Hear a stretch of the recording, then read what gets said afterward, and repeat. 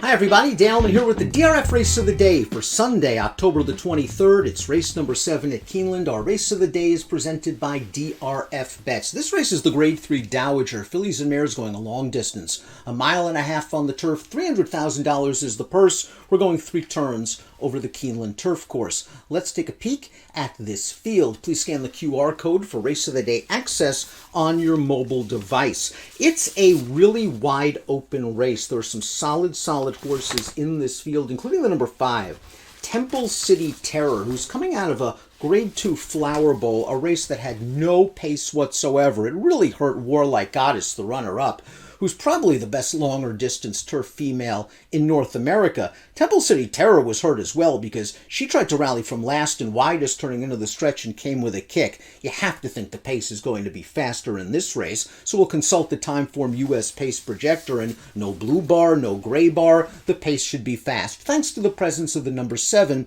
beside herself, who was on the lead last time out against 3-year-olds in the Jockey Club Oaks going 1 3/8 miles. She's improved since being stretched out. I think they're going to use her speed in this race, and she should be forwardly placed. Flying Fortress, a recent gate-to-wire winner at Colonial Downs, should also show some speed, and you never know with a horse like the number 3, Core Values. I don't think she really is much of a pace factor. I think the 1, Costana, is a horse that can be close to the pace as well. Let's talk a little bit about the number 1, Costana, third in the Weah last time out at Belmont at Aqueduct on October the 2nd. She likes to push the pace, and she finished ahead of Temple City Terror 2 starts back in the Flower Bowl. If you just look at the results, you'll say, well, Costana's just as good as Temple City Terror, and maybe she is. Although that race, the pace scenario worked in Costana's favor and against Temple City Terror. They went 1/2 mile in 53-1, 3/4 mile in 1:19-2, and Costana was sitting right up off of the pace with a big chance turning into the stretch. She couldn't get past Virginia Joy in the lane, and Temple City Terror was gaining on her. She ran fine in the Weah last time out. She likes these longer distance races, and she does have a good amount of upside potential.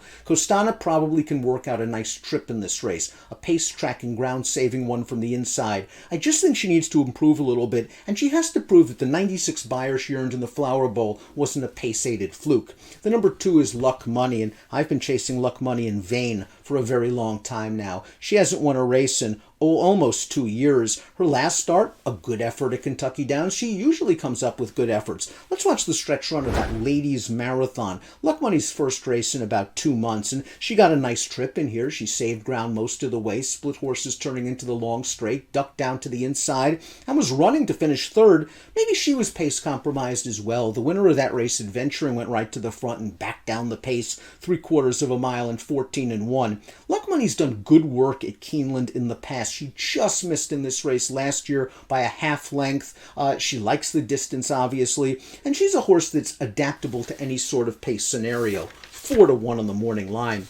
Core Values is the number 3, and Victoria Oliver's done a very nice job with Core Values. She was very amped up before the matchmaker 2 starts back at Monmouth. I was in the paddock watching her, and it just looked like she threw her race before they even got onto the racetrack, and she was probably up against it anyway, against the likes of Lamista going that middle distance. They stretched her out in the ladies' marathon last time out. She was no match for Luck Money. She also was wired by Adventuring. I wish she did a little bit more in that race, however. I don't think she's as poor as that 47 buyer makes her look to be, and I thought she ran just fine 3 starts back in the Grade 1 New York, a race in which she saved ground under Joe Rosario, crept into a pace-tracking, ground-saving spot, was hemmed in a little bit in the stretch, and raced in traffic and was only beaten 2 lengths. That race shows me she can compete with these sort of horses. It's just that she's a bit of an in-and-outer. Flying Fortress is the number 4, very lightly raced 4-year-old daughter of Uncle Mo, but we've seen this in the past from Shug McGahee, whose horses just improve with more distance and more maturity. Flying Fortress went to the front, and she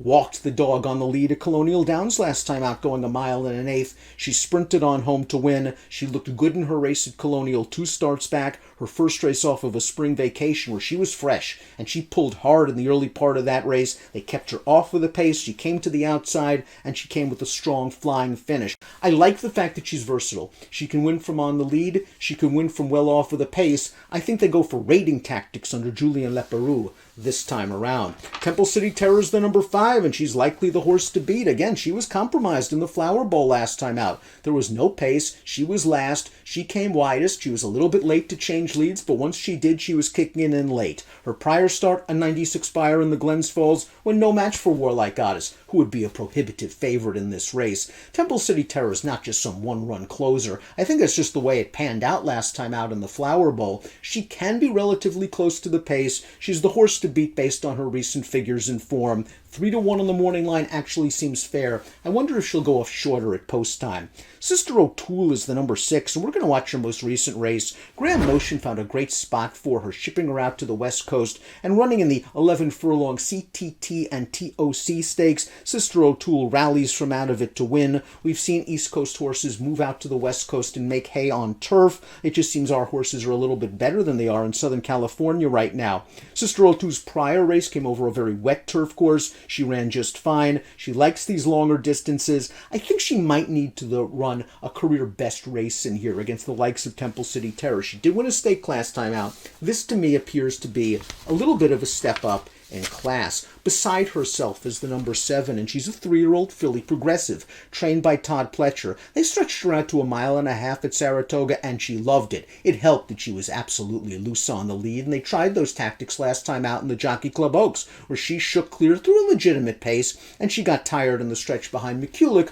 who ran just fine the other day when the beaten favorite in the Grade 1, Queen Elizabeth II Challenge Cup at Keeneland. Beside herself is a lot of upside. I think she has the speed of the speed. I wonder if this is a little bit too much too soon against some salty older horses. Stand Tall is the number 8, and Stand Tall ran in the ladies' marathon, and she was up close to that pace. She pushed adventuring early, and she got tired. It was her first race off a 2-month layoff. Maybe they were prepping for this. You'll note that she won at Keeneland during the fall in 2021. I don't think she'll mind any given the ground. She's 2 for 2 lifetime over this course, and is another mare that's sort of tactical.